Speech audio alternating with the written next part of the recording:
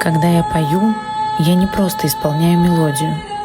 Я проживаю каждую эмоцию, каждую историю, переданную через народную песню.